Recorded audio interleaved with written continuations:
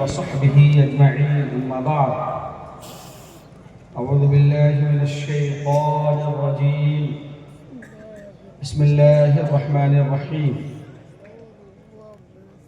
واعتصموا بحبل الله جميعا ولا تفرقوا واذكروا نعمة الله عليكم إذ كنتم أعداء فألف بين قلوبكم فأصبحتم بنعمته إخوانا وكنتم على شفا حفرة من النار فأنقذكم منها كذلك يبين الله لكم آياته لعلكم تهتدون. وقال الله تبارك وتعالى أيضا: يا أيها الناس إنا خلقناكم من ذكر وأنثى وجعلناكم شعوبا وقبائل لتعارفوا إن أكرمكم عند الله أتقاكم. صدق الله العظيم. وقال النبي صلى الله عليه وسلم: إنما المسلمون كجسد واحد إذا اشتكى عينه اشتكى كله وإذا اشتكى رأسه اشتكى كله. وقال أيضا: المسلم أخو المسلم. وقال: المسلم من سلم المسلمون من لسانه ويده. وفي رواية: المسلم من سلم الناس من لسانه ويده. وقال النبي صلى الله عليه وسلم: من دعا بدعوى الجاهلية فهو من جثاء جهنم. قالوا: وإن صلى وصام يا رسول الله؟ قال: نعم، وإن صلى وصام وزعم أنه مسلم، أو كما قال عليه الصلاة والسلام. آج اس تاریخی آبادی سید پور کے تاریخ ساز اجلاس دستار بندی کے صدر عالی قدر لائق احترام حضرات علماء کرام، دانشوران قوم و ملت، حوصلہ مند و غیور نوجوانان قوم، پردہ میں تشریف رکھنے والی ہماری دینی بہنوں، مختصر وقت کے لیے حاضری ہوئی ہے اس لیے کہ معتبر علماء کرام کی ایک طویل فہرست ہے۔ ویسے بھی میرا تعلق جس پیشے سے ہے، ہر حال میں عدل کے تقاضوں کو پورا کرنے کا اہتمام اور انتظام دونوں مناسب ہے، سو میں چند گزارشات آپ کی خدمت میں پیش کرنا چاہتا ہوں کہ عشق قاتل سے بھی مقتول سے ہمدردی بھی، عشق قاتل سے بھی مقتول سے ہمدردی بھی، نہ جانے کس کی محبت کا صلہ مانگے گا، سجدہ خالق کو بھی ابلیس سے یارانہ بھی، حشر میں کس کی عقیدت کی جزا مانگے گا۔ سو میرے نوجوان دوستوں اور ساتھیوں، اس وقت ہمیں ضرورت اس بات کی ہے کہ ہم اپنے تمام تر فروعی اور جزوی اختلافات کو جوتے تلے روند کر کلمہ طیبہ لا الہ الا اللہ محمد الرسول اللہ کی بنیاد پر ایک ہو جائیں اور ایک بن کر رہیں، ایک دکھیں اور ایک بن کر سارا اقدام کریں، اور پوری قوم کو یہ بات اچھی طرح ذہن و دماغ میں بٹھا لینی چاہیے کہ ہمارے درمیان نہ تو کوئی بڑا ہے نہ کوئی چھوٹا، ہمارے درمیان نہ تو کوئی اونچ ہے نہ کوئی نیچ ہے، ہمارے درمیان نہ تو کوئی فارورڈ ہے نہ کوئی بیکورڈ ہے، ہمارے درمیان نہ تو کسی شیخ کی شیخی ہے اور نہ ہی کسی کمزور طبقے کی کمزوری ہے، ہمارے درمیان نہ تو کوئی شیخ ہے، سید ہے، خان ہے، پٹھان ہے اور نہ ہی کوئی انصاری ہے، منصوری ہے، رائن ہے اور فلاں ہے۔ ہمارے درمیان نہ تو کوئی مسلک کا اختلاف ہے، نہ کوئی مکتب فکر کا اختلاف ہے، نہ کوئی برادری کا اختلاف ہے، نہ کوئی علاقے کا اختلاف ہے، نہ کوئی خطے کا اختلاف ہے، نہ کوئی رنگ کا اختلاف ہے، نہ کوئی نسل کا اختلاف ہے، بلکہ ہم سب کے سب صرف اور صرف غلامان مصطفیٰ ہیں اور ہم کچھ نہیں ہیں، صرف اور صرف مسلمان ہیں۔ اور یہی وہ فکر ہے، یہی وہ کانسیپٹ ہے، یہی وہ نظریہ ہے جو ملت کی ڈوبتی ہوئی کشتی کو تھپیڑوں سے نکال کر، موج بلا سے نکال کر عافیت کی ساحل تک پہنچا سکتی ہے۔ اس کے علاوہ ہندوستانی مسلمان اور عالم اسلام کے مسلمانوں کے سامنے کوئی دوسری تدبیر نہ تو ہے اور نہ ہو سکتی۔ میں سید پور کی اس آبادی سے نہ صرف یہ کہ متاثر ہوں بلکہ میں قدردان بھی ہوں۔ یہاں میرے تقریباً 1 درجن سے زائد لائق فائق عزیزان ہیں ہمارے، جو براہ راست ہم سے منسلک ہیں۔ اس آبادی نے بڑے بڑے علماء کو پیدا کیا۔ ہمارے دوست اور رفیق درس جناب حضرت مولانا قاضی ارشد صاحب قاسمی، جو باوقار قاضی شریعت ہے اور اللہ نے اثرات رکھے ہیں اور اللہ نے مقبولیت دی ہے۔ جناب حضرت مولانا مفتی منصور شکیل منصور قاسمی صاحب، جید عالم دین، اس کے علاوہ بہترین قاری شاعر صاحب، علماء، قرہ، تجارت کے میدان میں اور دوسرے میدانوں میں اللہ نے افراد کو اور رجال کار کو پیدا کیا۔ اور میں بیگوسرائے کی تمام تقریباً جو بھی معتبر آبادیاں ہیں، میں کسی نہ کسی درجے میں کچھ نہ کچھ واقف ضرور ہوں۔ اسی وجہ سے میں نے کہا کہ سید پور کی آبادی کا سے نہ تو صرف نہ کہ میں متاثر ہوں بلکہ میں قدردان بھی ہوں، اور اللہ نے آپ سبوں کو ایک مقام دیا۔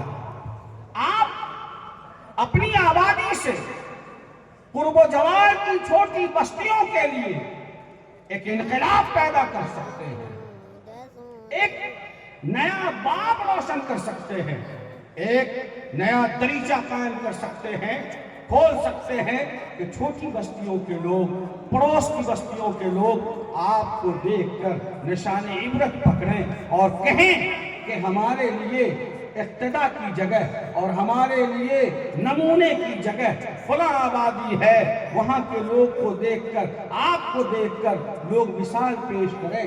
ہم چاہتے ہیں کہ آج کا اجلاس ایک انقلاب برپا کرنے کا انشاءاللہ ذریعہ بنے گا، اور یہاں کے نوجوانوں نے جس جوش اور خروش کے ساتھ، جس جذبے کے ساتھ میں جیسے اس آبادی میں آیا، میں نے کہا کہ ایک عید تو شنیچر کو گزر چکی ہے اور آج الحمدللہ ہفتے کے درمیان معلوم ہوتا ہے کہ اسی طرح کی ایک دوسری عید ہے۔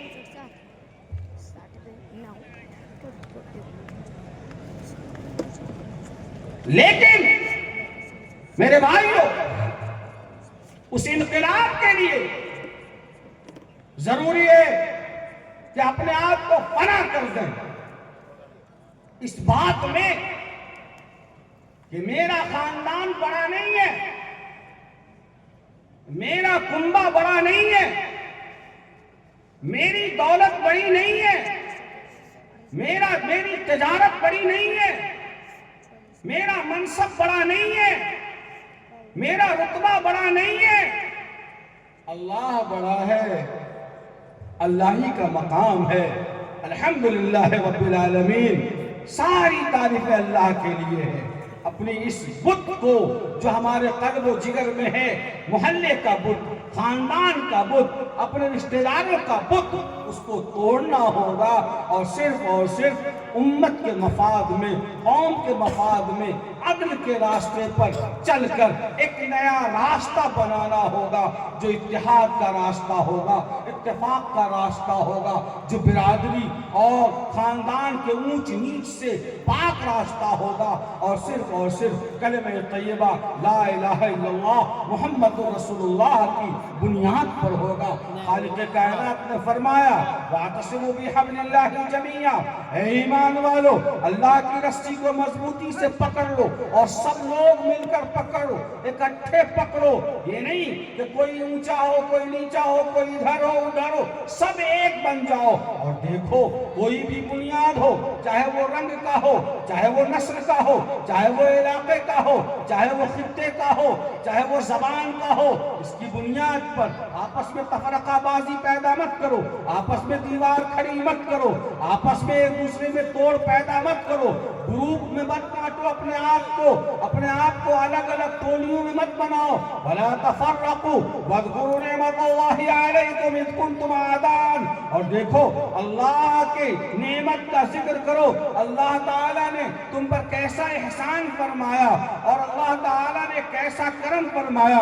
تم تو آپس میں ایک دوسرے کے بدترین دشمن تھے، ایک دوسرے کے خون کے پیاسے تھے، ایک دوسرے کی جان کے دشمن تھے، تمہارے درمیان تو حقد اور حسد اور جلن اور عداوت کی ایسی آگ بھڑکی ہوئی تھی جو نسلوں تک، نسل در نسل تک منتقل ہوتی تھی۔ لیکن اللہ تعالیٰ نے صرف ایک بول، ایک پاک کلمہ طیبہ لا الہ الا اللہ کی بنیاد پر نور ایمان کی وجہ سے تمہاری صدیوں کے اختلافات کو اور تمہارے صدیوں کے جھگڑوں کو اللہ نے پلکوں میں اور منٹوں میں خاک کر دیا اور تم کو آپس میں بھائی بھائی بنا دیا۔ تمہاری حالت یہ تھی کہ تم تو اجتماعی طور پر سوسائڈ کرنے کو تیار تھے، وَانْتُمْ عَلَى شَفَا حُفْرَةٍ مِّنَ النَّارِ، اللہ نے تم کو بچایا اور تم کو اس گڑھے میں گرنے سے نجات دلا دی، اور سب کو نعمت ایمان کی وجہ سے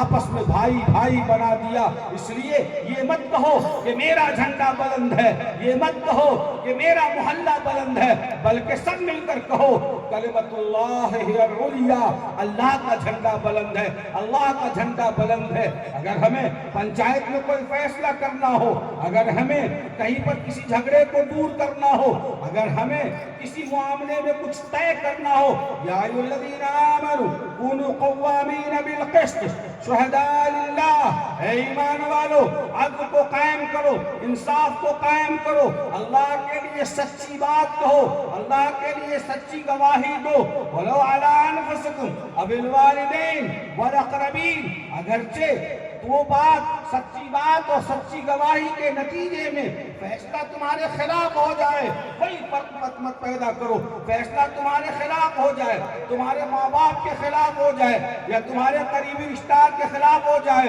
پرواہ نہ کرو لیکن عدل قائم کرو، یہی اللہ کا حکم ہے۔ یا الذین آمنوا کونوا قوامین بالقسط، اے ایمان والو انصاف کی بات کرو، ایسا مت کرو کہ یہ میرے محلے کا معاملہ ہے تو میں منہ دیکھ کر بات کروں گا، یہ میری مسجد کے حلقے کا معاملہ ہے تو میں اس کے فیور میں بات کروں گا، یہ میری پارٹی کا آدمی ہے تو میں اس کے سپورٹ میں بات کروں گا، یہ مکھیا فلاں گروپ کا آدمی ہے، یہ فلاں وارڈ ممبر کے گروپ کا آدمی ہے، یہ فلاں خاندان کا آدمی ہے تو میں ویسی بات کروں گا۔ خبردار، یہ کفر کی نشانی ہے، یہ نفاق کی نشانی ہے، یہ فسوق ہے، یہ اللہ کے نزدیک سخت اور بدترین گناہ ہے کہ تم منہ دیکھ کر انصاف کا گلا گھونٹ لو اور خاندان کی بنیاد پر تم ظلم کو قائم کرو۔ خبردار خبردار، تم سچی بات کرو اور انصاف کی بات کرو، تب جا کر اتحاد کی رسی میں مضبوطی پیدا ہوگی اور اللہ کا کلمہ بلند کرے۔ سبحان اللہ، سبحان اللہ۔ میں اعلان یہ بات کہنا چاہتا ہوں، قرآن کریم کی زبان میں وہ لوگ جن کو اس بات کا غرور ہوتا ہے کہ چودراہٹ میرے خاندان میں، میری آبادی میں ہے، میری تجارت میں ہے، میری دولت میں ہے، ان کو یاد رکھنا چاہیے کہ روئے زمین پر آقا و مولا جناب محمد رسول اللہ صلی اللہ علیہ وسلم کے خاندان سے اعلیٰ، عرفہ، معزز، مکرم کوئی خاندان ہو ہی نہیں سکتا، اور نبی کے گھرانے سے بڑھ کر کوئی گھرانہ ہو ہی نہیں سکتا کہ زمانے کفر میں بھی خانہ کعبہ کی کنجی، خانہ کعبہ کی تولیت آقا صلی اللہ علیہ وسلم کے خاندان میں اور خواجہ عبد المطلب کے ہاتھوں۔ آپ صلی اللہ علیہ وسلم کو جب نور نبوت سے سرفراز کیا گیا، آپ صلی اللہ علیہ وسلم نے صفا کی پہاڑی پہ چڑھ کر مکے کے تمام چودھریوں کو، تمام سرداروں کو، تمام کٹھیتوں کو جمع کیا، اور آپ نے سب سے پہلے اپنی ذات کے بارے میں فرمایا، میرے بارے میں کیا خیال ہے تمہارا، بولو۔ نوجوانوں، آپ میری باتوں پہ توجہ دو۔ آقا صلی اللہ علیہ وسلم نے فرمایا، میرے بارے میں تمہاری رائے کیا ہے؟ سبوں نے بیک زبان بلا کسی اختلاف کے کہا کہ جناب آپ کے بارے میں کیا کہنا؟ چاند میں تو داغ ہو سکتا ہے لیکن آپ کی ذات میں کوئی داغ نہیں دیکھا۔ آپ کا بچپنا، آپ کی جوانی ہماری آنکھوں کے سامنے ہے۔ آپ صادق ہیں، آپ امین ہیں، آپ میں جھوٹ کا کبھی کوئی شائبہ نہیں پایا، جبکہ جھوٹ اور خیانت عرب کی گھٹیوں کا میں پڑی ہوئی تھی، وعدہ خلافی کرنا یہ ان کا وتیرہ تھا۔ آقا صلی اللہ علیہ وسلم نے مزید وضاحت فرمائی اور فرمایا کہ اگر میں آپ سے کہوں، سب سے کہوں کہ اس پہاڑی کے پیچھے ایک لشکر ہے جو تم پر حملہ کرنا چاہتا ہے تو بات آپ مان جاؤ گے؟ سبوں نے کہا کہ بالکل مان جائیں گے، آپ صادق ہیں، آپ جھوٹ بول ہی نہیں سکتے۔ قوم نے آپ کو کلین چٹ دے دیا، آپ کی ذات صاف ہو گئی، اس کے بعد آپ نے اپنی بات رکھی اور اپنا پیغام رکھا اور فرمایا قُلُوا لَا إِلَهَ إِلَّا اللَّهُ تُفْلِحُونَ، تو پھر کہہ دو کہ اللہ ایک ہے، کامیاب ہو جاؤ۔ بس یہ کہنا تھا، سارے سردار جمع ہیں وہاں، سب سے پہلے جو شخص کھڑا ہوا اور جس نے بد کلامی کی ہے وہ کوئی اور نہیں تھا، وہ آپ صلی اللہ علیہ وسلم کا اپنا تھا، آپ کے خاندان کا تھا، آپ کا رشتہ دار تھا، آپ کا خون تھا، آپ کا چچا تھا، جس کا نام ابو لہب۔ یہ وہی چچا ہے جس نے بھتیجے کی پیدائش پر اپنی باندی کو آزاد کر دیا تھا مارے خوشی کی۔ اور ابو لہب نے عربی میں بد کلامی کی اور کہا تبت لک الہذا جمعتنا، تباہ ہو جائے، ہلاکت ہو تیرے لیے، بد دعا کیا اس نے اور برا بھلا کہا۔ آپ صلی اللہ علیہ وسلم کو کہا کہ اسی لیے جمع کیا تھا ہمیں، یہی کام ملا تھا تمہیں۔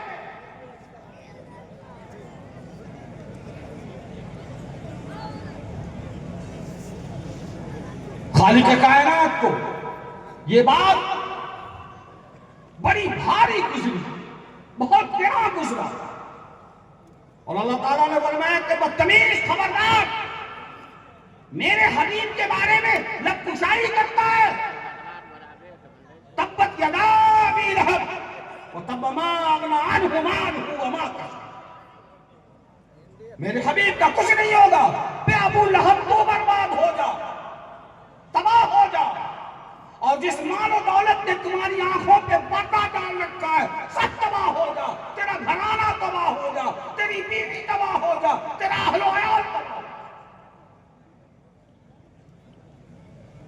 اور قیامت تک اس سورہ کی تلاوت ہوتی رہے گی، اور اس شخص پر، اس نامراد شخص پر لعنت اور ملامت کی برسات ہوتی رہے گی۔ یہ کون ہے؟ یہ رسول اللہ صلی اللہ علیہ وسلم کے خاندان کا، قبیلہ بنو ہاشم کا ہے، قریش کا فرد ہے۔ خاندانی وجاہت، خاندانی نجابت، خاندانی شرافت اللہ کے یہاں کامیابی کی دلیل ہوتی تو ابو لہب کے بارے میں ایسی سخت بات نہیں کہی۔ دوسری طرف وہ بلال حبشی جس کے ہونٹ موٹے موٹے، کالا کلوٹا، آزاد نہیں ہے، غلام ہے، اور وہ بھی اس شخص کا غلام ہے جو مکے کا کرمنل ہے، گنڈا ہے، بدماش ہے، بدتمیز ہے، امیہ بن خلف کا غلام، عرب نہیں ہے، غیر عرب ہے، آزاد نہیں ہے، غلام ہے۔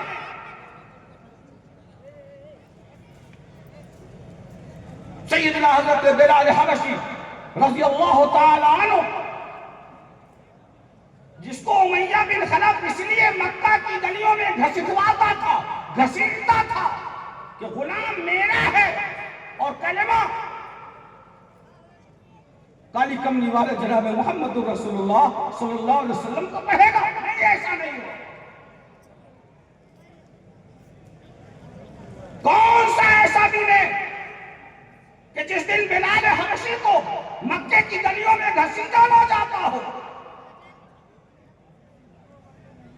سیدنا حضرت ابوبکر رضی اللہ تعالی عنہ فرماتے ہیں کہ ایک دن میں گزر رہا تھا، بلال کو دیکھا کہ اوباش لڑکے رسی باندھ کر گھسیٹ رہے ہیں، کمر کے نیچے انگارے ہیں، سینے پہ ایک پتھر کا چٹان رکھا ہوا ہے، اور ان کی گردن پر امیہ بن خلف چڑھا ہوا ہے اور جسم کا پورا وزن ڈالے ہوا ہے۔ حضرت ابوبکر صدیق اللہ تعالیٰ عنہ نے فرمایا کہ میری آنکھوں نے دیکھا کہ بلال کی زبان بالشت بھر باہر نکلی ہوئی تھی، لیکن زبان پر ایک ہی بات تھی، اللہ احد، اللہ احد، اللہ احد، اللہ ایک ہے، اللہ ایک ہے۔ حضرت ابوبکر صدیق اللہ تعالیٰ نے فرمایا کہ میں نے کہا کہ بلال تجھے اتنی سخت مار پڑ رہی ہے، کم سے کم دل میں اللہ احد کا، زبان کو کچھ تو خاموش رکھ کہ کچھ یہ ظالم تیرے اوپر رحم کریں۔ فرمانے لگے کہ ابوبکر تو یہ بات کہہ رہا ہے، یاد رکھ کہ جب میں اللہ احد کہتا ہوں تو خالق کائنات میری نگاہوں کے سامنے آ کر مجھ سے پوچھتے ہیں کہ اے میرا بلال تیرا حال کیسا ہے؟ اس لیے میں جب دیکھتا ہوں تو کہتا ہوں، جب میرے سامنے یہ منظر آتا ہے کہ میرا رب میرے سامنے پوچھتا ہے کہ بلال تیرا حال کیسا ہے، تو میں کہتا ہوں اللہ احد، اللہ تو ہی ایک ہے، تیرے سوا کوئی نہیں۔ حضرت ابوبکر فرماتے ہیں کہ جب میں نے ظلم و ستم کی یہ انتہا دیکھی تو امیہ بن خلف سے کہا کہ امیہ تم اتنے ظلم کر رہے ہو، تم اس غلام کو میرے ہاتھوں بیچ دو، بولو کیا قیمت مانگتے ہو، جو قیمت بولو گے ابوبکر دینے کو تیار ہے، لیکن تم اس کو بیچ دو، آزاد کر دو، میرے حوالے کر دو۔ امیہ بن خلف نے کہا کہ ابوبکر میں تو تجھے سردار سمجھ رہا تھا، میں تو سمجھ رہا تھا کہ تم مکہ کے دانش مند لوگوں میں شامل ہے، تو بڑا بے وقوف آدمی نکلا۔ ارے 2 ٹکے کے غلام کے بارے میں تو کہتا ہے کہ بول کیا قیمت لے گا، منہ بولی قیمت دوں گا۔ ارے غلام میرا ہے اور بے وفا ہے کہ کلمہ محمد کا پڑھ رہا ہے صلی اللہ علیہ وسلم، اور اس کے بارے میں تو کہتا ہے کہ منہ بولی قیمت مانگو، میں دیکھنے کو تیار ہوں، تو بے وقوف ہے۔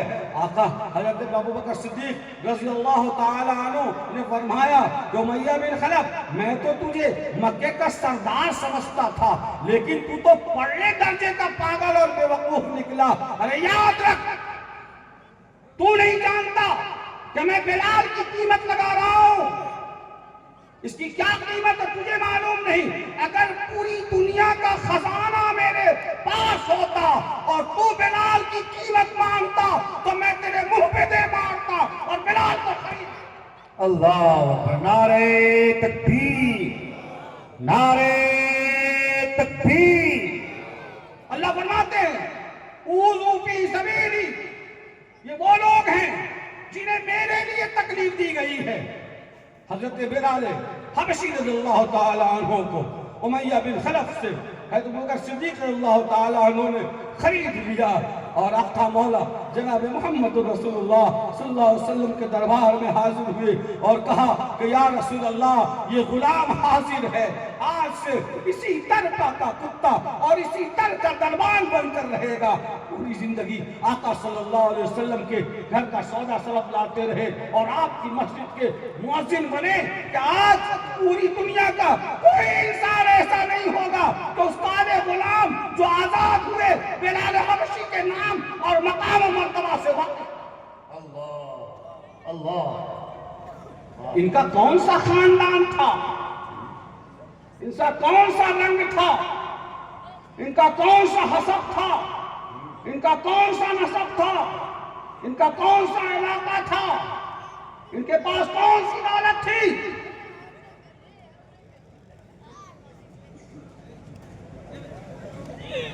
میرے بھائیو، یہی حقیقت ہے، یہی سچائی ہے اور یہی حقانیت ہے۔ ایک نہیں درجنوں مثال اور واقعات ہیں۔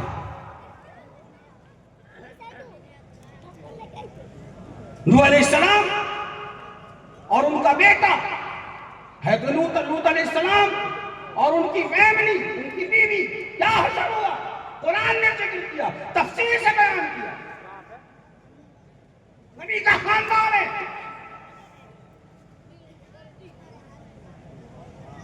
اس لیے خاندان میں مٹنے والوں، خاندان کا دم بھرنے والوں، رنگ پہ مٹنے والوں، منصب اور کرسی پر فخر کرنے والوں، اللہ کے ہاں اس کی کوئی حیثیت نہیں ہے۔ اللہ فرماتے ہیں، حدیث قدسی ہے کہ اگر پوری دنیا کی اوقات میری نگاہ میں مچھر کے ایک پر کے برابر بھی ہوتی تو میں کسی کافر کو ایک گھونٹ پانی تک نہیں دیتا۔ اللہ اکبر، پڑھو سورہ زخرف، مطالعہ کرو۔ ہمارا بھائی سمجھتا ہے کہ دولت میں عزت ہے، ہمارا بھائی سمجھتا ہے کہ بلڈنگ میں عزت ہے، صوفے میں عزت ہے۔ نہیں، مسلمانوں، ایمان میں عزت ہے۔ ان العزت للہ وللرسول وللمؤمنین۔ فرمایا جناب محمد رسول اللہ صلی اللہ علیہ وسلم نے کہ مومن کوئی اونچا نیچا نہیں ہے۔ آج بھی ہماری مسجد میں ہم زمیندار ہیں، ہمارا ہل جوتنے والا کاشتکار ہے، اگر اس کا بیٹا حافظ قرآن ہے تو خدا کی قسم مصلی پہ پڑھنے کا حق اسی کو۔ بے شک بے شک، کوئی اونچ نیچ نہیں ہے اور کسی کی اوقات نہیں ہے کہ اس کو پیچھے کر دے اور کہے کہ میں تو سید کا بیٹا ہوں۔ اللہ کے گھر میں آگے وہی ہوگا جس کے پاس قرآن کا علم ہوگا۔ پتا چلا ان اکرمکم عند اللہ اتقاکم، اللہ کے نزدیک قابل احترام وہی ہے جس کے دل میں اللہ کا خوف ہو، اللہ کی کتاب کا علم ہو، ایمان کا نور جگمگا۔ بے شک،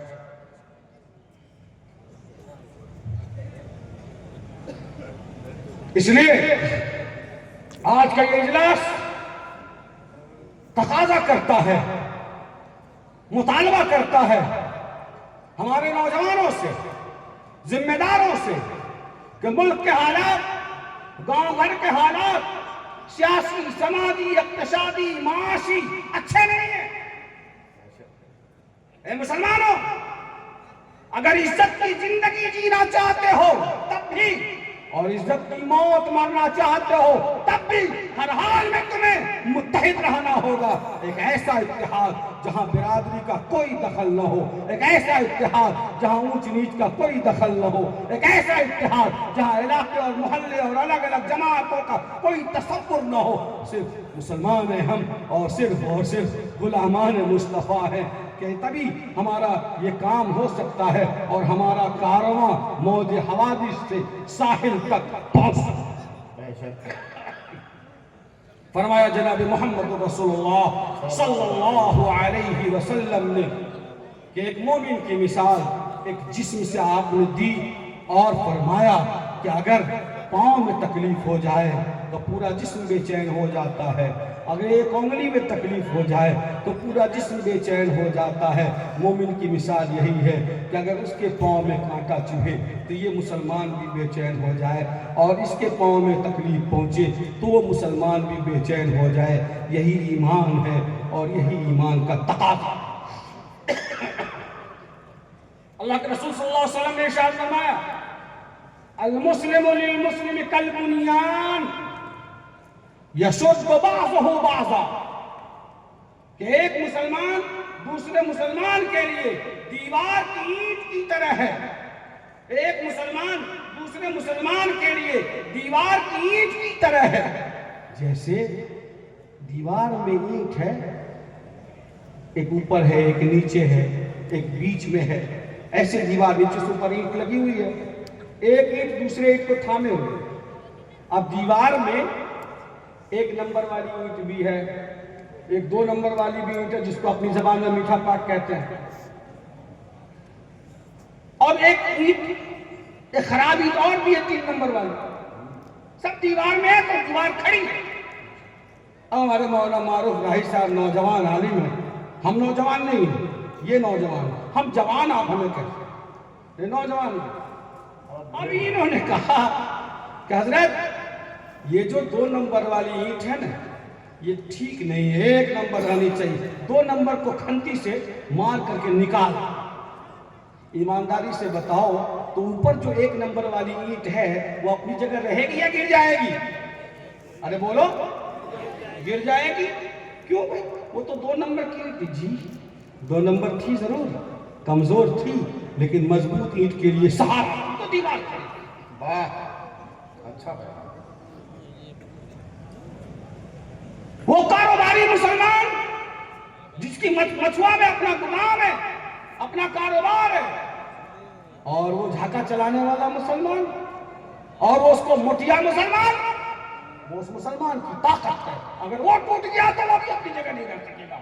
وہ گاؤں کا کمزور آدمی اور وہ گاؤں کا چٹیت، اگر وہ ٹوٹ گیا تو وہ بھی اپنی جگہ نہیں رہ سکے گا۔ یہی اتحاد ہے جس کو آقا صلی اللہ علیہ وسلم نے فرمایا، المسلم للمسلم کالبنیان، ایک مسلمان دوسرے مسلمان کے لیے دیوار کی اینٹ کی طرح ہے، یشد بعضہ بعضا، جیسے اینٹ ایک دوسرے کے لیے سہارا ہے ویسے ہی ایک مسلمان دوسرے مسلمان کے لیے سہارا۔ میرا وقت ختم ہو گیا ہے، اس لیے کہ نکاح کی پرچی تھما دی گئی ہے اور یہ سلیقے کی بات ہے، ماشاءاللہ میں سمجھ سکتا ہوں، لیکن میں سرے دست بس 2 پیغام دینا چاہتا ہوں مختصراً معافی کے ساتھ۔ ایک تو وہ حدیث شریف ہے، اس کا میں ترجمہ کر دینا چاہتا ہوں جو میں نے پڑھی ہے۔ آقا صلی اللہ علیہ وسلم نے فرمایا، من دعا بدعوی الجاہلیہ، جس نے زمانے جاہلیت کی روایت کو دہرائی، جاہلیت کا نعرہ لگایا۔ کیا روایت تھی؟ زمانے جاہلیت میں اسلام آنے سے پہلے خاندان چاہے حق یا نہ حق رہے میرا آدمی ہے اس لیے میں اس کے ساتھ ہوں۔ خبردار، جس نے حق اور نہ حق دیکھے بغیر اپنے آدمی کا ساتھ دیا خاندان کی بنیاد پر، اس کو کہتے ہیں تعصب، اسی کو کہتے ہیں عصبیت۔ تعصب جس میں حق اور نہ حق نہ دیکھا جائے، اپنا گروپ اپنا خاندان اپنی پارٹی دیکھی جائے۔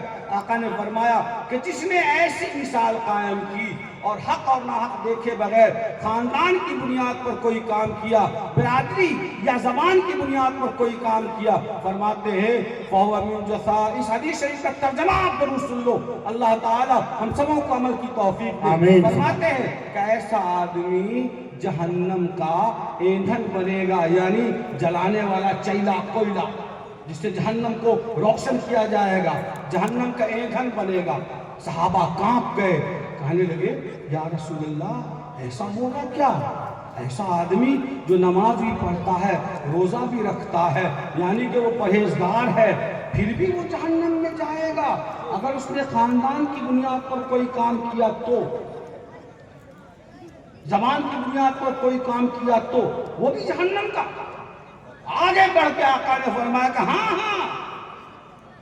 وَإِن صَلَّى وَصَامَ وَزَعَمَ أَنَّهُ مُسْلِمٌ، ہاں اگرچہ وہ تسبیح ہلاتا ہو، اگرچہ وہ چلانے جاتا ہو، اگرچہ وہ فجر میں پہلی صف میں نظر آتا ہو، اپنے آپ کو پکا اور تگڑا مسلمان کہتا ہو، پھر بھی اگر اس نے حق اور ناحق دیکھے بغیر ساتھ دیا ہے اور ناحق کا ساتھ دیا ہے اس لیے کہ میرا بیٹا ہے، میرا بھتیجا، میرا بھانجا ہے، اس نے کسی کو گالی دی تو میں اس کے ساتھ ہوں، اس نے کسی کو بے عزت کر دیا تو میں اس کے ساتھ ہوں، اس لیے کہ میرا آدمی ہے، خبردار خبردار۔ آقا نے فرمایا کہ جی ہاں وہ بھی جہنم کا ایندھن بنے گا اور کوئی چھوٹ نہیں۔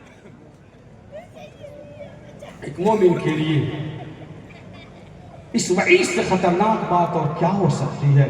سو میرے نوجوان دوستوں اور ساتھیوں، جو کچھ دنیا میں چل رہا ہے اس کا مقابلہ ایجوکیشن کی تلوار سے اور اتحاد کی طاقت اور اتحاد کے بازو سے کیا جا سکتا ہے کہ ہم سب متحد رہیں، ہمارے بازو میں طاقت رہے، اور ہتھیار کیا ہوگا؟ تعلیم اور ایجوکیشن۔ اس سے ہم طوفان کا رخ موڑ سکتے ہیں اور اپنی قوم کو کھوئی ہوئی عزت واپس دلا سکتے ہیں، اور پھر علامہ اقبال کا کہ وہ فکر اور وہ سوچ بالکل صحیح معنوں میں شرمندہ تعبیر، وہ خواب شرمندہ تعبیر ہو سکے گا جس کے بارے میں انہوں نے کہا کہ چین و عرب ہمارا، ہندو ستا ہمارا، مسلم ہے ہم، وطن ہے سارا جہاں ہمارا۔ اے گلستان اندلس، وہ دن ہے یاد تجھ کو تھا تیری ڈالیوں میں جب آشیاں ہمارا۔ اے موج دجلہ تو بھی پہچانتا ہے ہم کو، اب تک ہے تیرا دریا افسانہ خواں ہمارا۔ مغرب کی وادیوں میں گونجی اذاں ہماری، تھمتا نہ تھا کسی سے سیل رواں ہمارا۔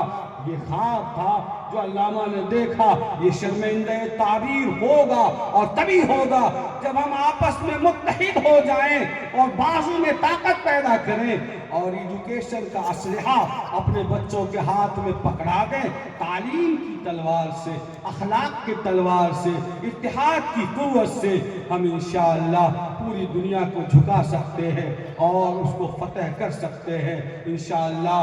تب ہماری کامیابی ہوگی۔ کیا سید پور کے نوجوان دوست جو اس مجلس منتظمہ میں ہیں اور جلسے کو منعقد کرنے میں جنہوں نے خاص تعاون دیا ہے، آپ سب کیا وعدہ کرتے ہیں کہ جس سے ہماری بات چیت نہیں ہے انشاءاللہ کل صبح اس جلسے کی وجہ سے ہم پہلے سلام کریں گے انشاءاللہ؟ کیا آپ سب وعدہ کرتے ہو؟ ایماندار ہو؟ اگر پکے مومن تو ہاتھ اٹھا کے بتاؤ۔ سب کے سب جس سے بھی جھگڑا ہے ہم پہلے سلام کریں گے انشاءاللہ، کریں گے انشاءاللہ۔ من تواضع للہ رفعہ اللہ، تب جا کے انقلاب ہوگا۔ جلسے کرو، بڑے بڑے کرو، اگر کچھ کرنے کا پروگرام نہیں ہے تو پھر بیکار ہے۔ تو کسی انقلاب کی آمد کا انتظار نہ کر، جو ہو سکے تو خود ہی انقلاب پیدا کر۔ اللہ تعالی ہم سب کے جمع ہونے کو قبول فرما، اس اجلاس کو قبول فرما۔ میرے نوجوان دوستو، اب چونکہ میرے نام میں قاضی لگا ہوا ہے تو میری گفتگو کا وقت ختم ہوا، اور یہ پیغام جو ہم نے دیا ہے آپ انشاءاللہ یاد رکھیں گے، نہیں یاد رکھیں گے؟ انشاءاللہ اللہ ہم سبوں کو عمل کی توفیق عطا فرمائے۔ یہ چند ہمارے نوجوان ہیں، ابھی اصلاح معاشرہ کے حوالے سے گفتگو کی گئی تھی تو الحمدللہ یہ بیداری آ رہی ہے کہ ہمارے نوجوان احباب بغیر سادگی کے ساتھ علماء کی مجلسوں میں اور جلسے میں اور اجتماع میں نکاح کرنے کا مزاج الحمدللہ اچھا بنا ہے، اور آج ہماری سید پور میں بھی 6 نکاح ہونا ہے الحمدللہ ماشاءاللہ، گویا کہ باہر خاندان آپس میں جڑ رہے ہیں۔ سو ایک بات اور میں کہوں گا کہ دیکھو مول صاحب، دھوکہ مت دیجیے گا اللہ تعالیٰ کو اور ہم لوگوں کو، اس لیے کہ بہت سارے لوگ ایسا ہے کہ مجمع میں نکاح تو کر لیتے ہیں بھائی سادگی کے ساتھ ہم کر رہے ہیں، اور اس کے بعد وہ سارے ڈرامے کرتے ہیں جو وہ ہر جگہ ہوتا ہے۔ اگر آپ نے کیا ہے ایمانداری کے ساتھ تو اس کا پاس و لحاظ رکھیے گا تاکہ ہمارا بھرم قائم رہے کہ واقعتاً ہمارے نوجوان، ہاں آپ ولیمہ کیجئے نا، برات مت لے جائیے، مانگ مطالبہ مت کیجئے خدا کے واسطے، تاکہ نکاح کا تقدس اور پاکیزگی باقی رہے۔ میں اپنے عزیزوں سے کہوں گا اور ان کے گارجن سے بھی کہوں گا، اور لڑکی والے بھی کم شیطان نہیں ہوتے، وہ بولتے ہیں کہ برات نہیں ہے یہ کہ ہماری عزت کرے گی، بتیری عزت کا تو خود غلط کرنا، جیسے ڈیمانڈ کرنا حرام ویسے آفر دینا بھی حرام۔ ڈیمانڈ اور آفر دونوں۔ بہرحال میرا یہ موضوع نہیں ہے، میں نے جس موضوع پہ گفتگو کر لی ہے اس لیے میں یہ کہوں کہ نکاح کی پاکیزگی کا آپ انشاءاللہ ضرور خیال رکھیں گے۔ میں مختصر ایک خطبہ پڑھتا ہوں، اس کے بعد یہ نکاح عمل میں آئے گا انشاءاللہ۔ الحمدللہ نحمده ونصلي على رسوله الكريم، اما بعد، اعوذ باللہ من الشیطان الرجیم، بسم اللہ الرحمن الرحیم۔ یا ایھا الناس اتقوا ربکم الذی خلقکم من نفس واحدہ وخلق منها زوجها وبث منهما رجالا كثيرا ونساء واتقوا الله الذي تساءلون به والارحام ان الله كان عليكم رقيبا يا ايها الذين امنوا اتقوا الله وقولوا قولا سديدا يصلح لكم اعمالكم ويغفر لكم ذنوبكم ومن يطع الله ورسوله فقد فاز فوزا عظيما يا ايها الذين امنوا اتقوا الله حق تقاته ولا تموتن الا وانتم مسلمون صدق الله العظيم وقال النبي صلى الله عليه وسلم النكاح من سنتي وقال النبي صلى الله عليه وسلم أيضا يا معشر الشباب من استطاع منكم الباءة فليتزوج